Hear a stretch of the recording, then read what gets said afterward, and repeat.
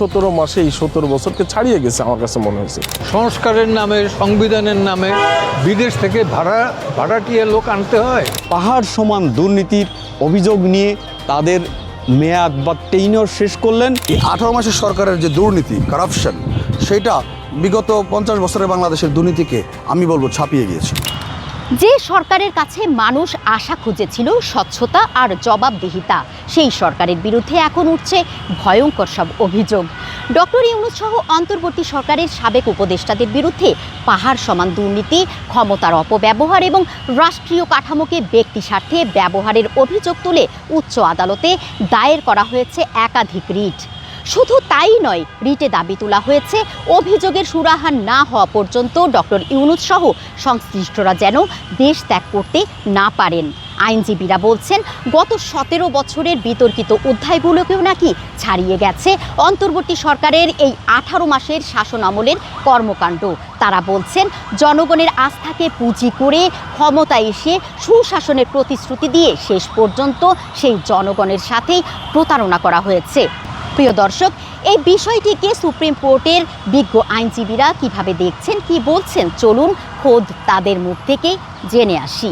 মানুষজনকে বোঝানো হয়েছে যে বিগত 17 বছরে দেশের সব কিছু জলাঞ্জলি হয়ে গিয়েছে, দেশ একেবারেই ধ্বংস হয়ে গিয়েছে। কিন্তু পরবর্তীতে আমরা দেখলাম, যারা এই সমস্ত কথা বলে সাধারণ মানুষের আবেগকে পুঁজি করে যারা এই সরকারের পরিবর্তনটা ঘটালো, তারা নিজেরাই বিভিন্ন ধরনের দুর্নীতিমূলক কর্মকাণ্ডের সাথে জড়িত হয়ে গিয়েছে।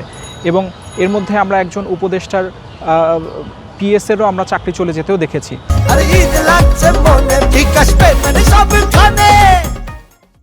এবং তাকে নিয়ে দুর্নীতি দমন কমিশনের তদন্ত হচ্ছে, এরকম আমরা গণমাধ্যমে খবর পেয়েছি।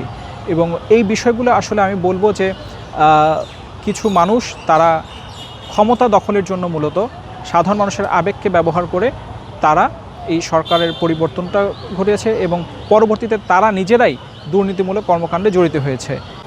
দুর্নীতি দমন কমিশন যদি স্বাধীনভাবে কখনো কাজ করতে পারে, তাদের উচিত এই বিষয়গুলো সঠিক তদন্ত করে এবং তাদেরকে শাস্তির আওতায় আনা। একটা শ্রেণীর মানুষ কিন্তু বিশ্বাস রেখেছিল যে হয়তোবা বিগত সরকারের অনেক অনিয়ম হয়েছে, তাদের সেই অনিয়মের বিরুদ্ধে এই ছাত্ররা জেগে উঠেছে, দাঁড়িয়েছে। সাধারণ অনেক মানুষ কিন্তু রাস্তায় নেমে গিয়েছিল। কিন্তু দেখুন, পরবর্তীতে যখন একটা অন্তর্বর্তীকালীন সরকার গঠন হলে, সেই অন্তর্বর্তীকালীন সরকারে যে ছাত্ররা উপদেষ্টা হলেন বা অন্য বিভিন্ন এনজিও কর্মকর্তা, এনজিও কর্মীরা পর্যন্ত উপদেষ্টা হলেন, তারা দেখেন যে তাদের চেহারাতে কীভাবে পরিবর্তন হলো, রাতারাতি পরিবর্তন হয়ে গেল। এই যে আপনারা অনেকেই বলছে যে 17 বছরে অনেক দুর্নীতি হয়েছে, অনিয়ম হয়েছে, কিন্তু আপনারা দেখেন যে 17 মাসে এই 17 বছরকে ছাড়িয়ে গেছে আমার কাছে মনে হয়েছে।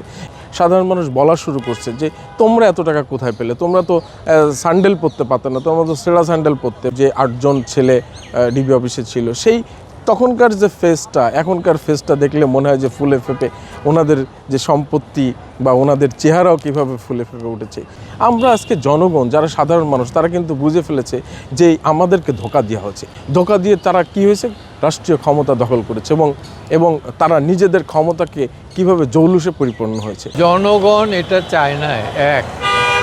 কেউ যদি অপরাধ করে, সে অপরাধের যথাযথ পানিশমেন্ট বা শাস্তি আজকেও কালকেও হবেই। তাদের দুর্নীতি তো দূরের কথা, তাদের সম্পত্তি স্থাবর অস্থাবর, তার তো হিসাব একটা দিবে।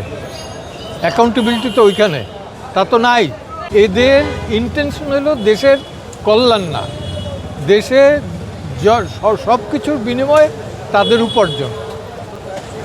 তা নইলে দেশের এই সংস্কারের নামে, সংবিধানের নামে বিদেশ থেকে ভাড়াটিয়া লোক আনতে হয়। 24 সালে জুলাই আগস্টের পরেই খুব দ্রুত সময়ের 6 মাসের মধ্যেই এদেশের সাধারণ জনগণ বুঝে ফেলেছে, তারা বিভ্রান্ত হয়েছে, প্রতারিত হয়েছে। কেননা তাদের বিরুদ্ধে যে উপদেষ্টাগণ ছিলেন অন্তর্বর্তীকালীন সরকারে, তাদের বিরুদ্ধে দুর্নীতির যে অভিযোগ, তারা পাহাড় সমান দুর্নীতির অভিযোগ নিয়ে তাদের মেয়াদ বা টেইনর শেষ করলেন। তারা বিগত কয়েক যুগের যে অভিযোগ ছিল, তার থেকে ওনারা 18-19 মাস সময়ের মধ্যেই দুর্নীতির যে নজিরবিহীন দৃষ্টান্ত স্থাপন করেছে, সেটা অত্যন্ত ন্যাক্কারজনক। অন্তর্বর্তীকালীন সরকারের যে ধারণাটা, এটাই ভেগ, অস্পষ্ট। এই সরকারের বৈধতা নিয়ে নানান তর্ক বিতর্ক হয়েছে। আমি সেই গল্পে যাচ্ছি না, আমি আজকে অন্য একটা বিষয় নিয়ে কথা বলছি।